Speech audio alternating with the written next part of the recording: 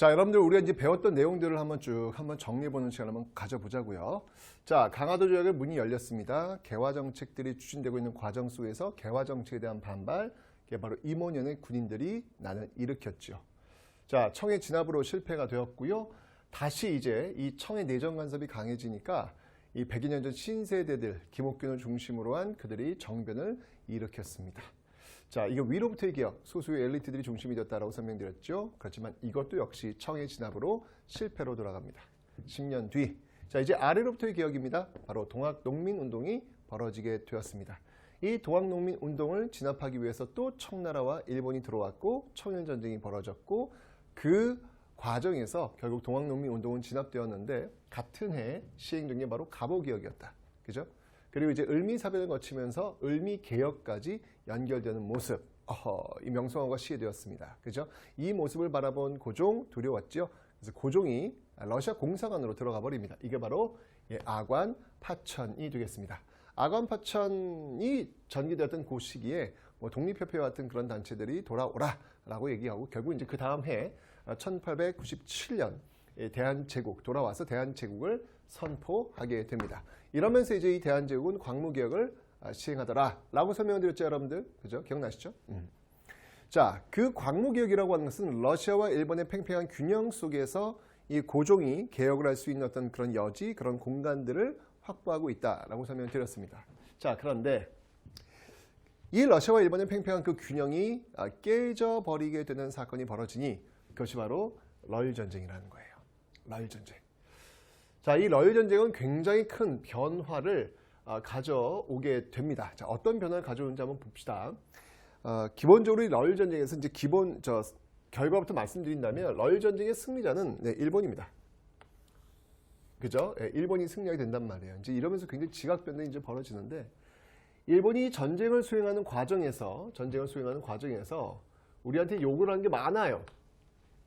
그중 하나가 뭐냐면 바로 한일 의정서라는 걸 체결을 통해 가지고 뭘 요구하냐면 한일 의정서를 통해서 우리에게 요구했던 것은 무엇이냐면 바로 군사 용지를, 그러니까 왜냐면 이제 전쟁을 해야 되니까 전쟁을 하는 과정 속에서 토지가 필요할 거 아니에요. 군대가 주둔할 수 있는 그런 토지. 일일이 허락을 받으면 쓰기 너무 힘들단 말이야. 지금 전쟁을 해야 되니까. 그래서 마음껏 쓰겠다라고 하는 군사 용지, 군용지를 쓸 수 있도록 해달라. 네, 군용지를 마음껏 free 쓸 수 있도록 해달라라는 요구를 지금 이 한일 의정서 체결하고, 그 다음에 이제 러일 전쟁에서 좀 승기를 잡게 되니까 이 1차 한일 협약이라는 걸 체결하게 됩니다. 그런데 여러분들 이 러일 전쟁의 배경이 왜 일어났느냐? 이 간단해요, 여러분들. 그건 뭐냐면 지금 러시아와 일본이 팽팽한 균형을 맞추고 있잖아요. 그 균형을 깨기 위함이에요. 사실은 이 러일 전쟁에서 어떤 그 단초가 되는 것들이 뭐가 있었냐면 여기에 영향을 끼쳤던 게 가장 가까운 그 시점에서 이 러시아의 용안포 조차 사건, 용안포 조차 1903년인데 이 용안포 조차 사건이라는 게 있었어요. 이거 용안포가 저쪽 그 압록강 그 일대에 있는 곳인데 이 지역에서 이제 벌목 나무를 베어가다가 아예 그냥 이 지역을 왜 쓰겠다라고 하는 것이죠. 그러니까 일본이 강력하게 항의하는 거예요. 왜냐하면 지금 어떤 그 세력 균형 속에서 러시아가 뭔가 좀 더 가져가면 일본이 으렁, 일본이 좀 더 맞으면 러시아가 으렁, 이제 이런 상황이었거든요. 그런 어떤 계속 으렁대는 상황 속에서 어떤 그 결정타를 매겼던 게 바로 이 용안포 조차 A 사건인 거예요. 결국은 이제 안 되겠다, 이제 전쟁 한번 해야 되겠다라고 해서 결국 이 러일 전쟁이 벌어지게 된 것이죠. 일본은 알고 있었거든요. 10년 전에. 여러분 1894년, 95년 삼국 간섭 아시죠? 이 청일전쟁 과정 속에서 이 청나라의 요동반도를 가져왔던 일본이 토해내는 사건이 벌어졌단 말이에요. 이게 바로 이제 삼국 간섭이었잖아요. 그때 이 러시아의 어떤 수모, 이걸 이제 갚는 거야, 일본이. 몇 년 만에? 10년 만에. 그래서 벌어진 게 바로 러일 전쟁이라는 거. 자, 이런 과정 속에서 체결된 어떤 조약들이 있는데 한일의정서 군사전 마음대로 쓰겠다. 그 다음에 이제 좀 승기를 잡은 일본이 1차 한일 협약이라는 걸 체결하게 됩니다. 자, 이 1차 한일 협약의 핵심이 뭐냐? 이 1차 한일 협약의 핵심이 뭐냐? 자, 그 핵심은 뭐냐면요. 바로 이 고문 통치라는 겁니다. 고문 통치. 자, 고문 통치가 무엇인지 한번 설명을 드릴게요. 핵심은 바로 고문이야, 고문. 핵심은 바로 고문입니다. 고문. 선생님, 고문 혹시 팔꿈 이런 건가요? 네. 그런 거 아니고요. 왜 이렇게 자문해주고 이거 이렇게 해야죠. 저거 저렇게 해야지. 자문해주는 거 있잖아요. 그걸 고문이라고 합니다. 그런 고문들을 파견해주는 거예요. 어떤 고문들이 왔냐면 이 메가타. 나중에 제가 설명드릴게요. 이 메가타가 이 재정을 담당하고 있고요. 그 다음에 이 스티번스가 이제 외교를 담당합니다. 이러면서 우리가 왜 일본이 왜 조선을 식민지로 삼아야 되는지 이런 것들을 세상에 알리고 다니는 어떤 그런 역할들을 이 스티븐스가 하고 있겠죠. 이런 어떤 고문들이 지금 파견되는 게 바로 1차 한일협약의 핵심이다라는 겁니다. 자, 그 다음에 2차 한일협약을 한번 좀 보도록 하겠습니다. 러일전쟁에서 일본이 완전히 승리를 해요. 승리를 하면서 체결했던 게 바로 이 2차 한일협약이다라는 건데 이 2차 한일협약을 우리는 다른 말로 뭐라고 하냐면 이게 지금 1905년도에 체결된 건데 다른 말로 이 조약을 우리는 을사늑약이다. 이게 이제 1905년이거든요. 을사년에 아주 강압적 방법으로 체결토록 했던 을사늑약이다. 이제 이런 어떤 그 단어를 쓰고 있단 말이에요. 자, 이 을사늑약의 핵심은 뭐냐 그러면? 이 을사늑약의 핵심은 뭐냐? 이 을사늑약의 핵심은 바로 이때부터 우리는 외교권을 강탈당합니다. 이거 진짜 이거 뭐라고 표현을 해야 될지 이거 외교권을 강탈당합니다. 이게 핵심이에요. 외교권을 강탈당하고 그리고 이제 이때부터 고문보다도 더 센 바로 통감이 부임합니다.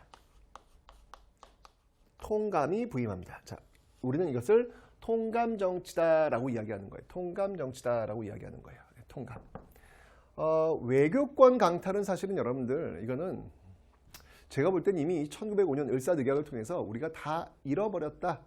거의 주권 거의 90% 넘어갔다. 라고 해도 과언이 아닐 거예요. 왜냐면 우리가 지금 다른 나라랑 협상을 할 수가 없어. 우리가 다른 나라랑 무슨 뭐 조약하는 거 체결할 땐 일본이 대신해 준대. 그게 나라냐? 그게 나라냐고요. 그죠? 이게 나라냐? 이제 이렇게 말 나온다는 얘기죠. 맞습니다. 그러니까 1905년 을사늑약 때 우리는 다 잃었다. 이제 이렇게 봐야 되는 것이죠. 이제 여기 이제 앞장섰던 인물들이 바로 이토 그리고 을사오적. 이토 히로부미가 이제 여기서 이제 계속 이제 등장하는 거예요. 이 모습들. 근데 이제 이 당시 이 을사늑약을 체결할 당시에 이 고종이 여기 자신의 도장을 스스로 찍지는 않아요. 그러니까 제가 보면 어떻게 보면 이건 소극적 저항이라는 생각이 드는 거예요. 어쨌건 이런 상황 속에서 이 고종이 난 도장 안 찍었다. 이거 부당하다라는 걸 부당성을 알리기 위해서 특사를 파견하게 됩니다. 자, 그 특사가 뭐냐면요. 바로 헤이그 특사라는 거예요. 헤이그 특사. 네덜란드 만국 평화회의에 이 헤이그 특사를 파견하게 됩니다. 자, 그런데 이 헤이그 특사 누가 파견되면 이준이라든지 이위종이라든지 이상설 이런 인물들이 이제 파견되는 것이죠. 한번 적어볼까요? 이 헤이그 특사에는 이준, 이위종, 그 다음에 이상설 이런 분들이 이제 이 헤이그의 특사로 파견이 됩니다. 그런데 이제 이걸 갖고 이제 일본이 분명히 을사늑약을 통해 가지고 외교권이 강탈됐는데 너희들 없는데 이거 뭐냐 이거? 말이 안 되지. 왜 외교행위를 하지? 이거 조약 위반이야. 라고 해가지고 이 고종을 여러분들 강제로 퇴위를 시켜요. 고종을 강제로 퇴위를 시키게 됩니다. 그리고 그의 아들 누구? 바로 순종을 황제의 자리에 올리게 되는 것이죠. 이 순종 시대를 뭐라고 하냐면 바로 우리는 용희 시대다. 고종 시대를 우리가 광무라고 했잖아요. 이 순종 시대를 우리는 용희의 시대다. 라고 이야기합니다. 이제 광무 시대가 끝나고 용희의 시대가 열리게 되는 어떤 그런 모습들. 그러면서 일제가 이제 한일 신협약이라는 걸 체결해요. 자, 이 한일 신협약을 다른 말로 뭐라고 얘기하냐면 여러분들 정미7조약이라고 이야기합니다. 정미년 이게 이제 1907년이거든요. 정미7조약이다. 1907년도에 체결했던 정미 7조약이다라고 이야기를 하는데 이 정미 7조약의 핵심은 뭐냐면 바로 군대를 해산하는 거예요. 와, 진짜 크죠, 여러분들? 군대를 해산시키는 거예요. 세상에나.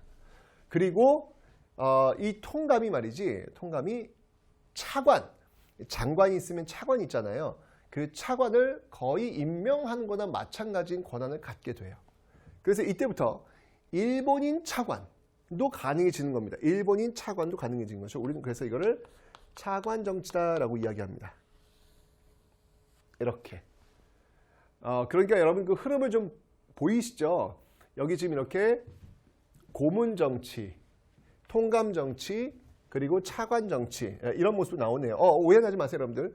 통감이 없어지는 건 아닙니다, 여러분들. 통감의 권한이 더욱더 정미 7조약, 이 한일 신협약을 통해서 더욱더 세졌다라고 보셔야 되는 거예요.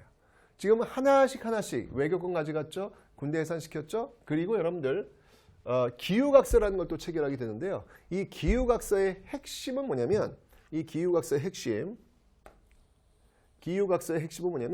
바로 사법권을 강탈해가는 모습들, 이렇게 사법권을 또 이제 가져가는 거예요. 다 가져가는 거예요. 하나씩 다 가져가는 거예요. 그러면서 결국 1910년 경술국치를 체결하게 됩니다. 자, 이 경술국치는 여러분들 몇 년도냐면 1910년 8월 29일이에요.